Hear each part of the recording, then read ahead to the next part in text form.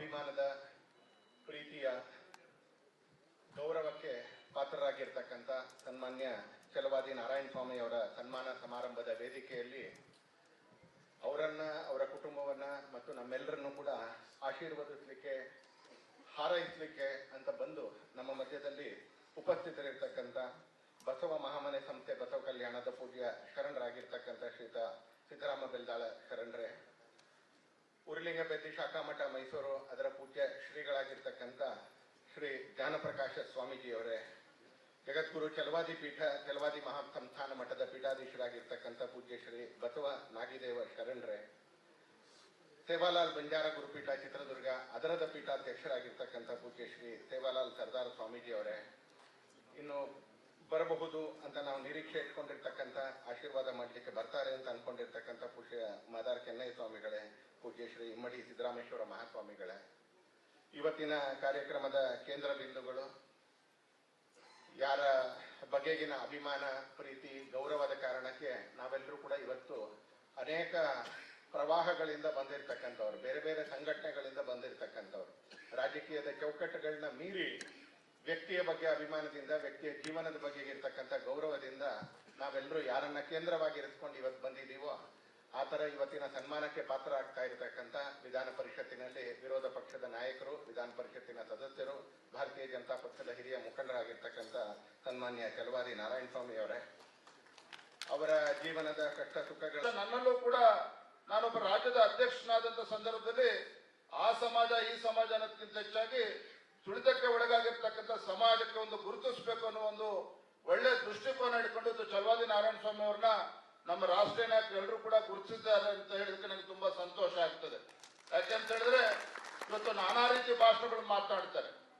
ಇವತ್ತು ಕುಂತಲ್ಲಿ ನಿಂತಲ್ಲಿ ಇವತ್ತು ಬಾಬಾ ಸಾಹೇಬ್ ಅಂಬೇಡ್ಕರ್ ಅವರ ಹೆಸರು ಹೇಳಿಕೊಂಡು ಅಧಿಕಾರಕ್ಕೆ ಬಂದಿರತಕ್ಕಂಥ ರಾಜಕೀಯ ಪಕ್ಷಗಳು ಇವತ್ತು ಯಾವ ರೀತಿ ಬಾಬಾ ಸಾಹೇಬ್ ಅಂಬೇಡ್ಕರ್ ಅವರಿಗೆ ಅವಮಾನಿಸಿದ್ದಾರೆ ಅನ್ನೋದನ್ನು ಕೂಡ ನಾನು ನೆನಪು ಮಾಡ್ಕೋಬೇಕಾಗ್ತದೆ.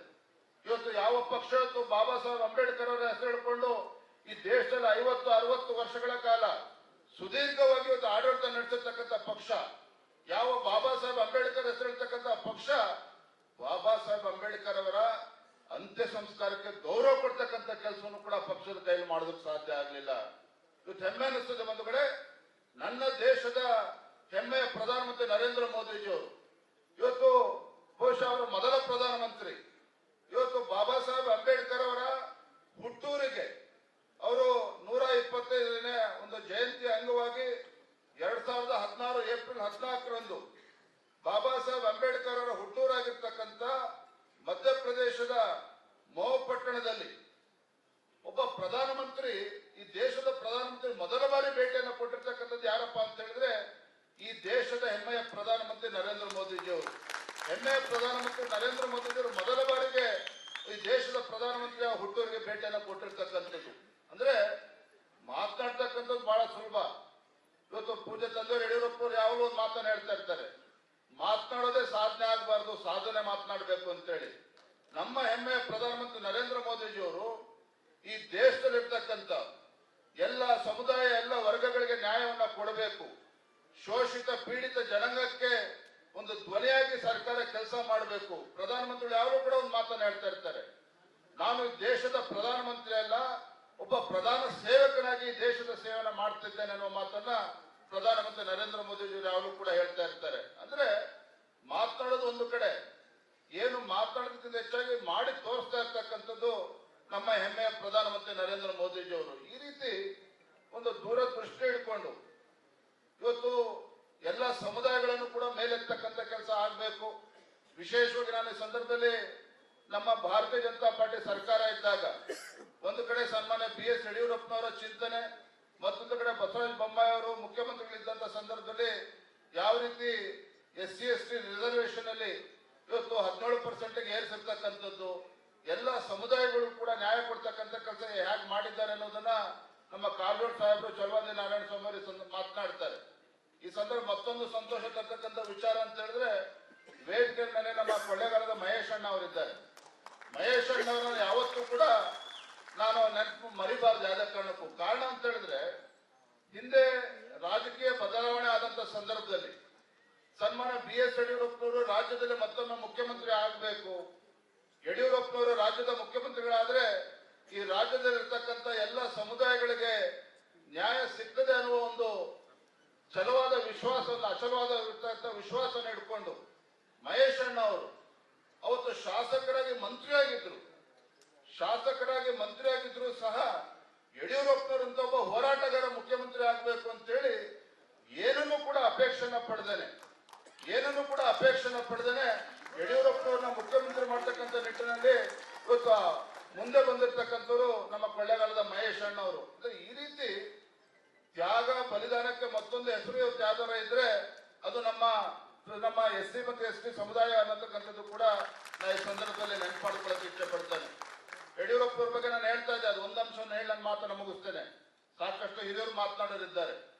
ಯಾವ ಭಾರತೀಯ ಜನತಾ ಪಾರ್ಟಿ ಕೇವಲ ನಗರಕ್ಕೆ ಸೀಮಿತ ಆಗಿರ್ತಕ್ಕಂಥ ಪಕ್ಷ ಅಂತ ಹೇಳಿ ಅಂತ ಇದ್ರು, ಅಂತ ಭಾರತೀಯ ಜನತಾ ಪಾರ್ಟಿಯನ್ನ ಇವತ್ತು ರಾಜ್ಯದಲ್ಲಿ ಹಳ್ಳಿಗೆ ತೆಗೆದುಕೊಂಡು ಹೋಗ್ತಕ್ಕಂಥ ನಿಟ್ಟಿನಲ್ಲಿ ಯಡಿಯೂರಪ್ಪನವರು, ಅನಂತಕುಮಾರ್ ಅಂತ ಎಲ್ಲ ಹಿರಿಯ ನಾಯಕರು ಯಶಸ್ವಿಯಾಗಿದ್ದಾರೆ ಅಂತ ಹೇಳಿದ್ರೆ, ಯಡಿಯೂರಪ್ಪನವರು ನನಗೆ ಇನ್ನೂ ಕೂಡ ನೆನಪಿದೆ.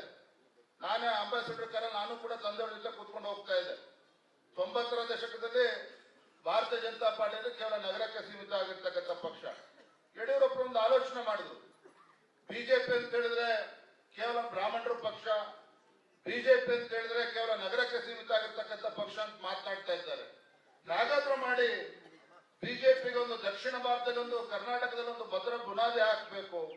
ಇವತ್ತು ಎಲ್ಲಾ ಸಮುದಾಯಗಳನ್ನು ಕೂಡ ವಿಶ್ವಾಸಕ್ಕೆ ಒಂದು ವಿಧಾನ ಪರಿಷತ್ನಲ್ಲಿ ಯಾರು ವಿಪಕ್ಷ ನಾಯಕರು ಆಗಬೇಕು ಅಂತೇಳಿ ನಾನಾ ರೀತಿ ಚರ್ಚೆಗಳು ನಡೀತಾ ಇದೆ.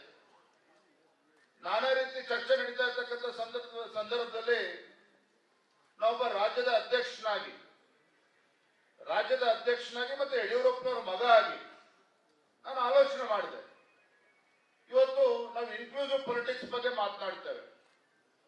ಇವತ್ತು ನಾನೊಬ್ಬ ರಾಜ್ಯದ ಅಧ್ಯಕ್ಷನಾಗಿ ಒಂದು ವಿಪಕ್ಷ ನಾಯಕನ ಸ್ಥಾನವನ್ನು ಆಯ್ಕೆ ಮಾಡ್ತಕ್ಕಂಥ ಸಂದರ್ಭದಲ್ಲಿ ಯಾರನ್ನ ಆಯ್ಕೆ ಮಾಡಬೇಕು ಅಂತೇಳಿ ನಾನಾ ರೀತಿ ಚರ್ಚೆ ನಡೀತಕ್ಕಂಥ ಸಂದರ್ಭದಲ್ಲಿ ನಮ್ಮ ರಾಷ್ಟ್ರೀಯ ಅಧ್ಯಕ್ಷ ಆಗಿರ್ತಕ್ಕಂಥ ಜಗತ್ ಪ್ರಕಾಶ್ ನಡ್ಡಾಜಿ ಅವರಿಗೆ ನಾನು ದೂರವಾಣಿ ಕರೆ ಮೂಲಕ ನಾನು ಮಾತನಾಡಿದೆ. ನಮ್ಮ ರಾಷ್ಟ್ರೀಯ ಅಧ್ಯಕ್ಷರಿಗೆ ಹೇಳಿದೆ, ರಾಷ್ಟ್ರೀಯ ಅಧ್ಯಕ್ಷರೇ ಈ ರೀತಿ ನಾನಾ ಹೆಸರುಗಳು ಕೇಳಿ ಬರ್ತಾ ಇದೆ. ಆದ್ರೆ ನನಗನ್ನಿಸ್ತಿದೆ, ಚಲವಾದಿ ನಾರಾಯಣ ಸ್ವಾಮಿ ಹೋರಾಟಗಾರರಿದ್ದಾರೆ, ಒಂದು ತುಳಿತಕ್ಕೆ ಸಮುದಾಯಕ್ಕೆ ಒಂದು ಧ್ವನಿಯಾಗಿ ಇವತ್ತು ಅನೇಕ ವರ್ಷಗಳಿಂದ ಹೋರಾಟಗಳನ್ನು ಮಾಡ್ಕೊಂಡು ಬಂದಿದ್ದಾರೆ. ಅಂತ ಒಂದು ನಾಯಕತ್ವವನ್ನು ಗುರುತಿಸ್ತಕ್ಕಂಥ ಅವಶ್ಯಕತೆ ಪಕ್ಷದ ಹಿತದೃಷ್ಟಿಯಿಂದನೂ ಕೂಡ ಇದೆ, ರಾಜ್ಯದ ಹಿತದೃಷ್ಟಿಯಿಂದನೂ ಕೂಡ ಇದೆ. ಆ ಒಂದು ತುಳಿತಕ್ಕೆ ಒಳಗಾಗಿರ್ತಕ್ಕಂಥ ಸಮುದಾಯದ ದೃಷ್ಟಿಯಿಂದನೂ ಕೂಡ ಇದು ಒಳ್ಳೆ ನಿರ್ಣಯ ಆಗ್ಬೋದು ಅನ್ನೋ ಮಾತನ್ನು ನಮ್ಮ ರಾಷ್ಟ್ರೀಯ ಅಧ್ಯಕ್ಷರು ಹೇಳಿದಾಗ ಬಹಳ ಹೆಮ್ಮೆಯಿಂದ ನಮ್ಮ ರಾಷ್ಟ್ರೀಯ ಅಧ್ಯಕ್ಷರು ಸಂತೋಷವನ್ನು ಕೂಡ ವ್ಯಕ್ತಪಡಿಸಿದ್ರು. ಅವ್ರು ಒಂದು ಮಾತನ್ನು ಹೇಳಿದ್ರು, ವಿಜೇಂದ್ರ ಇಷ್ಟು ಚಿಕ್ಕ ವಯಸ್ಸಿನಲ್ಲಿ ಇಷ್ಟು ದೊಡ್ಡ ಆಲೋಚನೆ ಮಾಡಿದ್ದೆಲ್ಲ ತುಂಬಾ ಒಳ್ಳೆ ಬೆಳವಣಿಗೆ ಅನ್ನೋ ಮಾತನ್ನು ನಮ್ಮ ರಾಷ್ಟ್ರೀಯ ಅಧ್ಯಕ್ಷರು ಹೇಳಿದ್ರು. ಹಾಗಾಗಿ ಇವತ್ತು ನಾನೊಬ್ಬ ರಾಜ್ಯದ ಅಧ್ಯಕ್ಷನಾಗಿ ಚಲವಾದಿ ನಾರಾಯಣ ಸ್ವಾಮಿ ಅವರಲ್ಲಿ ಒಂದು ಹೋರಾಟಗಾರನ ನಾನು ಕಂಡಿರ್ತಕ್ಕಂಥ ಸಂದರ್ಭದಲ್ಲಿ ಅಂತ ಒಬ್ಬ ಹೋರಾಟಗಾರನ ಮತ್ತು ವಿರೋಧ ಪಕ್ಷದ ನಾಯಕನಾಗಿ ಆಯ್ಕೆ ಮಾಡಿರ್ತಕ್ಕಂಥದ್ದು ನನಗೂ ಕೂಡ ಇವತ್ತು ಅನೇಕ ಹಿರಿಯರ ಆಶೀರ್ವಾದದಿಂದ ಆಯ್ಕೆ ಆಗಿರ್ತಕ್ಕಂಥದ್ದು ತುಂಬಾ ಸಂತೋಷ ತರ್ತಕ್ಕಂಥ ಸಂಗತಿ ಅಂತ ಈ ಸಂದರ್ಭ ಹೇಳಕ್ಕೆ ಇಷ್ಟಪಡ್ತೇನೆ. ಹೋರಾಟ ಅಂತ ಹೇಳಿದ್ರೆ ನನಗೆ ರಾಜ್ಯದಲ್ಲಿ ನೆನಪಾಗ್ತಕ್ಕಂಥದ್ದು ಒಬ್ಬ ವ್ಯಕ್ತಿ ಮಾತ್ರ. ಈ ರಾಜ್ಯದಲ್ಲಿ ದೀನ ದಲಿತರ ಪರವಾಗಿ, ಈ ನಾಡಿನಲ್ಲಿರ್ತಕ್ಕಂಥ ರೈತಾಪಿ ವರ್ಗದ ಪರವಾಗಿ ಇವತ್ತು ಸದಾಕಾಲ ಕಳೆದ 3-4 ದಶಕಗಳಿಂದ ಈ ಎಲ್ಲರ ಧ್ವನಿಯಾಗಿ ಹೋರಾಟವನ್ನು ಮಾಡ್ಕೊಂಡು ಬಂದಿರತಕ್ಕಂಥದ್ದು ಸನ್ಮಾನ್ಯ BS ಯಡಿಯೂರಪ್ಪನವರು, ಪೂಜ್ಯ ತಂದೆಯವರು. ನನಗೆ ಈ ಮಾತನಾಡೋದಕ್ಕೆ ಏನೂ ಕೂಡ ಸಂಕೋಚ ಇಲ್ಲ.